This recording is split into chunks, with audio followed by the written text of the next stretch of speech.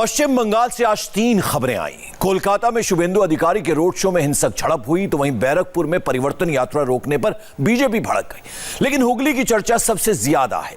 यहां ममता बनर्जी की रैली हुई, दीदी ने प्रधानमंत्री पर पर्सनल अटैक किए। सबसे दिलचस्प बात यह रही कि ममता के भाषण से पहले हुगली के ग्राउंड का शुद्धिकरण किया गया। ऐसा करके ममता की पार्टी क्या संदेश दे रही है, इस रिपोर्ट में देखिए। এত ভাওতাবাজ, এত মিথ্যেবাজ, এত দঙ্গবাজ, এত প্রতিহিংসাপরায়ণ পার্টি বলে মমতা जी ने कुछ नहीं किया, हमने सब कर दिया। জিজ্ঞেস করুন কি করেছো? আর মোদি বাবু কি দিয়েছে? নোটবন্দির টাকা গেল কোথায়? নরেন্দ্র মোদি জবাব দাও। আমি রাজনীতি করি আর আমার উপর আপনাদের খুব রাগ, বিজেপির খুব রাগ। তাই আপনারা আমায় কি করতে পারেন? আমায় মারতে পারেন, আমায় খুন করতে পারেন।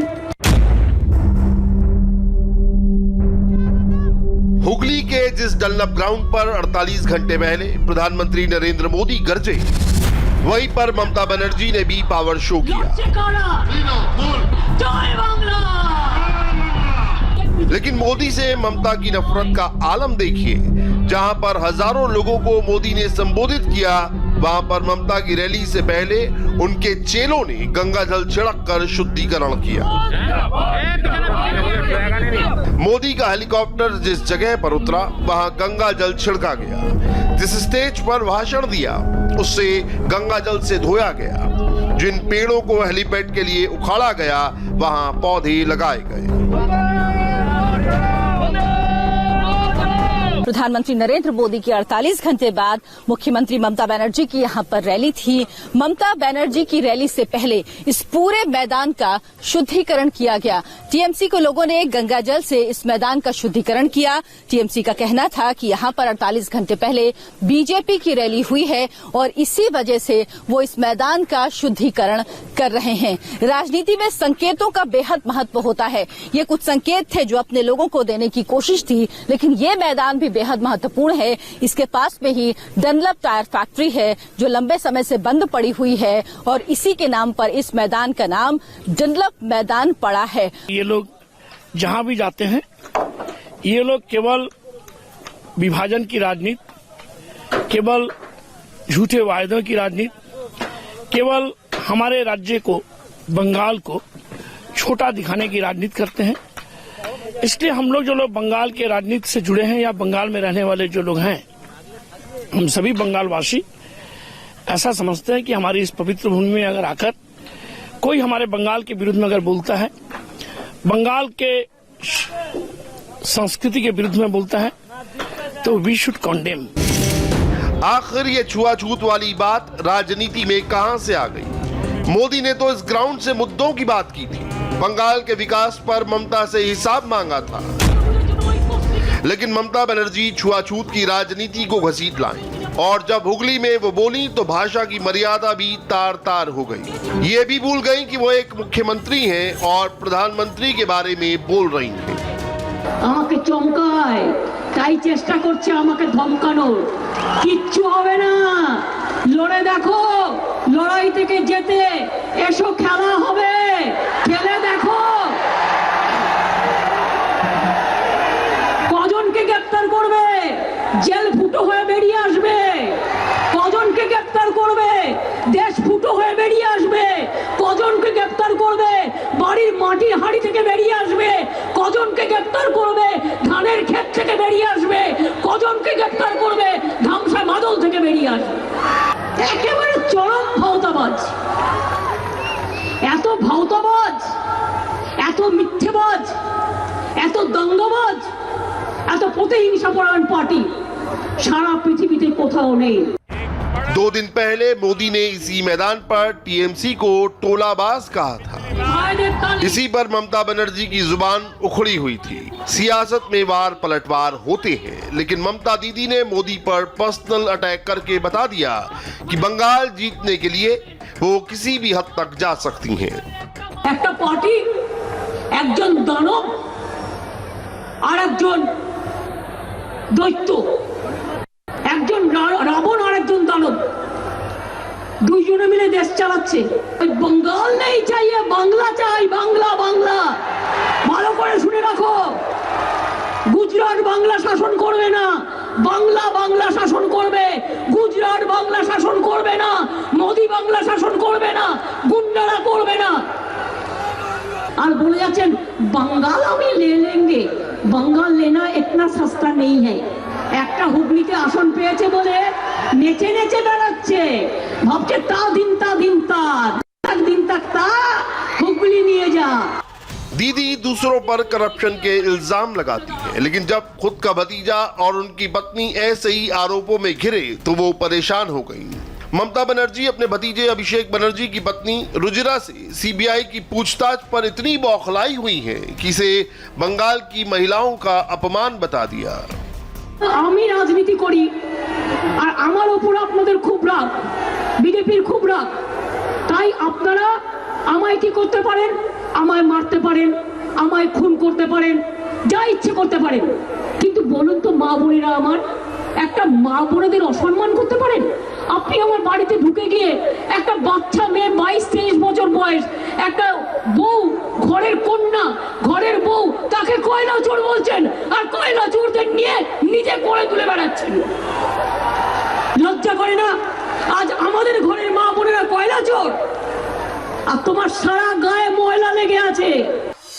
पहले मोदी अब दीदी। सवाल यह है कि दोनों बड़े नेताओं ने बंगाल के दंगल के लिए हुगली को ही क्यों चुना, इसे भी समझना जरूरी है।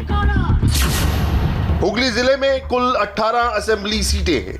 2016 के विधानसभा चुनाव में 18 में से 16 सीटों पर तृणमूल की जीत हुई थी, जबकि लेफ्ट फ्रंट और कांग्रेस दोनों को एक एक सीट मिली थी। मगर इस बार बीजेपी की नजर जिले की सभी 18 सीटों पर है। इसकी एक और वजह है हुगली में पिछले लोकसभा चुनाव में बीजेपी का प्रदर्शन। 2019 में हुगली संसदीय सीट से बीजेपी की लॉकेट चटर्जी ने जीत हासिल की थी। বিদায় নেবে, বিদায় নেবে, বিদায় নেবে, সারা পৃথিবীতে কোথাও নেই। ট্রাম্পের দেখেছিলেন তো, ট্রাম্প আমেরিকার প্রেসিডেন্ট, তাকে গিয়েছিল জেতাতে, মানে নিজের কিছু করবার ক্ষমতা নেই, গেছে ট্রাম্পকে জেতাতে। ট্রাম্পের যা হাল হয়েছে, ওনার হাল তার থেকেও খারাপ হবে, তার থেকেও খারাপ হবে।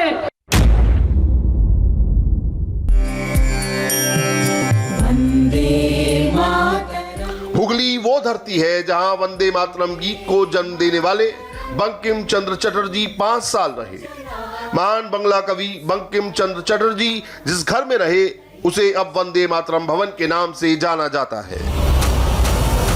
मोदी 2 दिन पहले जब हुगली आए तो उन्होंने इस ऐतिहासिक भवन की बदहाली के बारे में बताया। कहा कि ममता 10 साल से शासन कर रही हैं, लेकिन राज्य की धरोहर बदहाल है। मुझे बताया गया है कि वंदे मातरम भवन, जहां बंकिम चंद्र जी 5 साल रहे, कहते हैं कि वो तो बहुत बुरी हालत में है। नरेंद्र मोदी ने बंगाल में परिवर्तन का नारा दिया। ममता से पूछा कि विकास की दौड़ में बंगाल पीछे क्यों रह गया। मोदी की ये बात कितनी चुभी, वो भी हुगली की इस रैली में दिखी। নরেন্দ্র মোদী মিথ্যে কথা বলে যাচ্ছেন, যেখানে নাকি চাকরি হয়নি। আমি জিজ্ঞেস করুন, কমরেড, তোমার আমলে ইন্ডিয়াটাকে বিক্রি করে দিয়েছো, 2 কোটি লোকের চাকরি বেকার হয়ে গেছে। আর বাংলায় মনে রাখবেন 40% দারিদ্রতা আমরা কমিয়ে দিয়েছি বাংলা নাম্বার 1 পভার্টি এলিভিয়েশন প্রোগ্রামে, এবং বাংলায় আমরা 1.5 কোটি 2 কোটি লোককে চাকরি দিয়েছি। বাংলা 100 দিনের কাজে নাম্বার 1। ममता बनर्जी ने हुगली की रैली में वंदे मातरम भवन की बदहाली पर तो कुछ जवाब नहीं दिया। अपने मंच से मोदी की रैली की देखा देखी वंदे मातरम के नारे जरूर लगाए।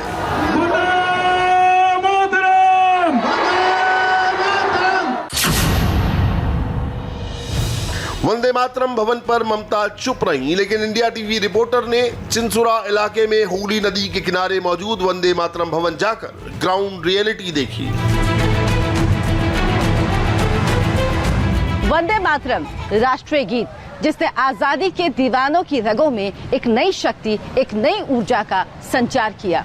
इसके रचयिता बंकिम चंद्र चट्टोपाध्याय, जिन्होंने इसकी रचना जोराघाट के चुचुड़ा के हुगली नदी के किनारे बसे इस भवन में की और इसकी रचना के बाद इसे पहली बार 1896 में गुरुदेव रविन्द्रनाथ टैगोर ने कांग्रेस के अधिवेशन में गाया और उसके बाद ये गीत आजादी के मस्तानों का ऐसा गीत बना जिसने अंग्रेजों के मन में भी खौफ पैदा कर दिया।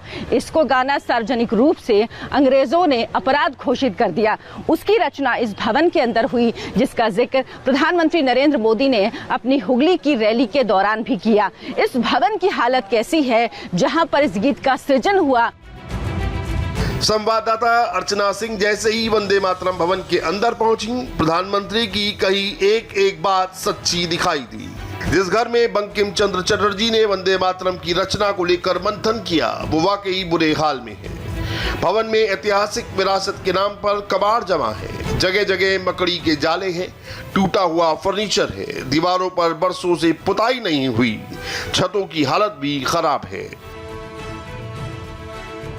इस भवन का क्या हालत है ये दिखाने के लिए हम इस वक्त यहाँ पर मौजूद हैं और यहाँ पर वंदे मातरम के रचयिता बंकिम चंद्र चटर्जी 5 साल रहे, उनकी ये तस्वीर यहाँ पर आपको दिखेगी और इसके पास ही उनकी पत्नी की तस्वीर भी यहाँ पर है। इसके अलावा यहाँ पर आपको अगर वंदे मातरम से जुड़ा कुछ भी दिखेगा तो ये चंद यहाँ पर तस्वीरें लगी हुई हैं जिनमें नीचे लाइनें लिखी हुई हैं जो वंदे मातरम की हैं। सुजलम सुफलम मलयज शीतलम शस्त्र श्यामलम मातरम।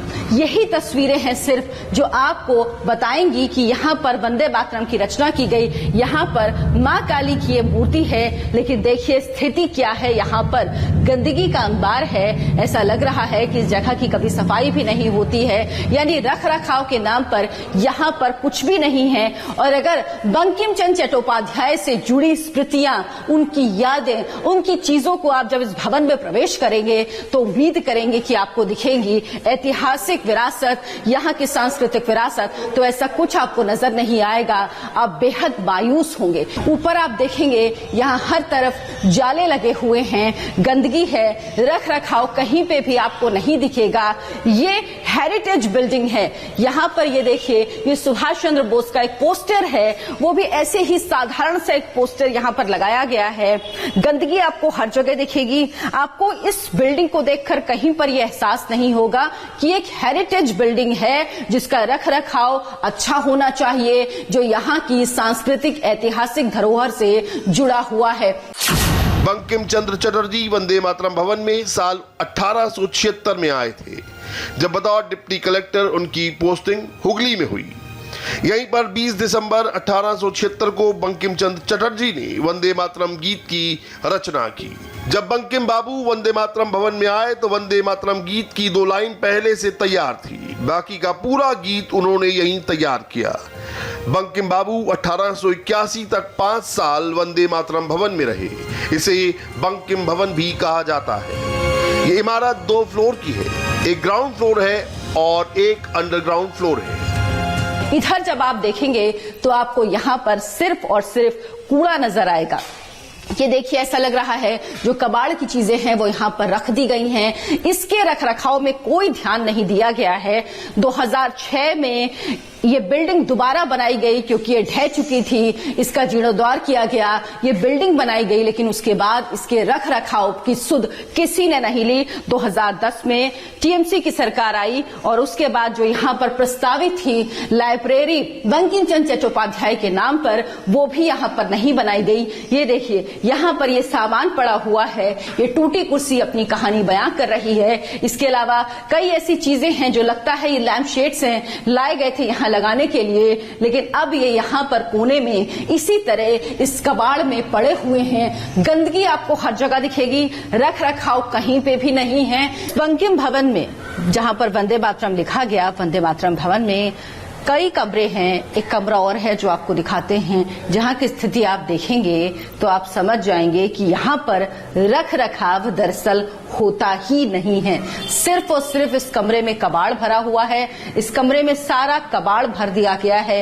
ये देखिए, शायद पहले ये कुछ तस्वीरें बनाई गई थी, इस बोर्ड में लगाई गई थी, कोलाज टाइप का बनाने की कोशिश की गई थी, लेकिन अब वो भी इस कबाड़ का हिस्सा है। सीधी तस्वीरें हैं जो इस वक्त आप देख रहे हैं वंदे मातरम भवन से और ये तस्वीरें अपने आप में यहाँ की पूरी दास्तां, पूरी कहानी बयां कर रही हैं। वंदे मातरम भवन से निकला बंकिम बाबू का वंदे मातरम गीत देश की आजादी के आंदोलन का सबसे बड़ा नारा बना था। 1894 में उनके निधन के बाद 1896 में पहली बार गुरुदेव रविंद्रनाथ टैगोर ने वंदे मातरम गीत को गाया था। इसके बाद क्रांति की अलग जगाने वाले हर आंदोलनकारी की जुबान से वंदे मातरम सुनाई देने लगा। लेकिन यही अमर गीत देने वाला घर अब गुमनामी में खोता जा रहा है। इसका हाल लेने वाला कोई नहीं है।